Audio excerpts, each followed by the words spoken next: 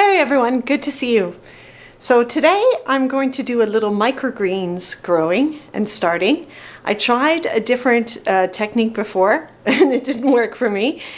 So I'm trying a new technique and I'll show you the tools that I have and the seeds that I'm going to start. Here we go. So to start, I have some potting soil. Now this potting soil is kind of, if you notice, I have it in my bin here. It's kind of got some woody pieces in it too as well. I don't have any seed starting mix. That might be like a better solution, or like a thinner potting soil without, you know, these kind of woody bits like you see. So I'm going to try to sieve them out. I have a little sieve here, so there's my sieve to try it out. And then I've got a couple trays, and I'm going to try to do it with half a tray.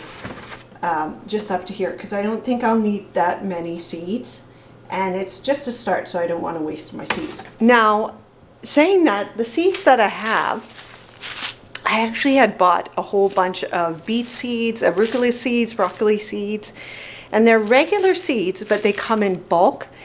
And so if they say microgreens on them, they're just regular seeds. That's one question that people have.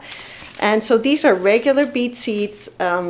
They're called bull's blood beet seeds, and I think they would taste great on a sandwich or in salads as a garnish. I thought it would be really nice, so I'm gonna try it. You can buy them in bulk in different places, but I gave all my seeds away, which I kind of regret.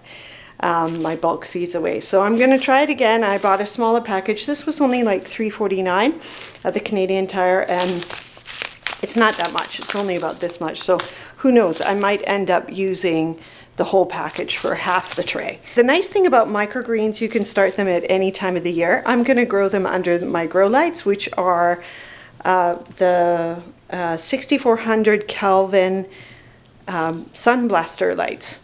And I bought some new lights today. Hopefully they'll show up. And so I actually will have some room for these. So here we go. But I'm going to try to, I'll move this over this way.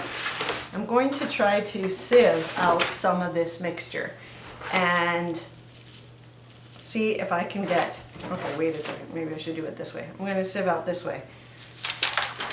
Okay, take two. Let me try this one. So this didn't work. It's too fine. But maybe my pen won't work. Let's see. I think I need a bigger one. Okay, I'm trying my spaghetti one.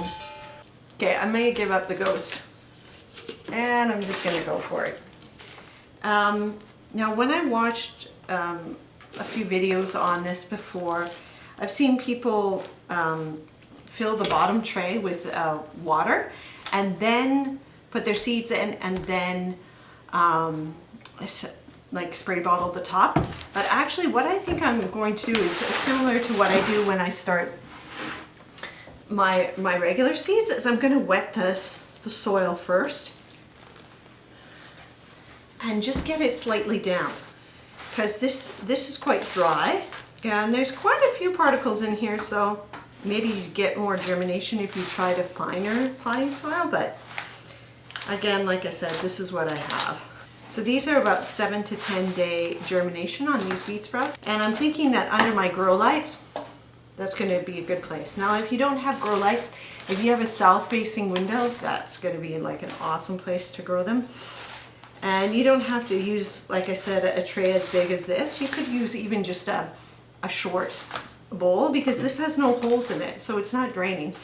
You just have to be careful not to overwater. So I'm going to, every day, I'm just going to come by with my spritz bottle and just check it and spray it. I do have my fans going downstairs just to keep my seedlings strong. So I do have to watch it so it doesn't dry out. You don't want it to dry out because they're going to be sitting on top. So just keep that in mind. Might be ideal to have something to kind of hold the soil in. But I'm just going to tap it. When you have your tray, or whatever you're doing it in, just make sure that you leave a little lip. I don't know if you can see that. That you leave a little lip so that when you cut your microgreens, so maybe they get this tall or whatever, you're not cutting some of the dirt and you don't have to wash them. That's great tip number 1. Okay. Hold on, let me clean the table. I've made quite a mess. I'm going to tamp it down a little bit. So you have to soak quite heavily. So let's see. How many do I have in this package? Oh, that seems like quite a lot. Let me show you the seed. Can you see that? And I might end up using this whole package. And remembering, you can buy regular seeds if you just want to try this out and see how it works.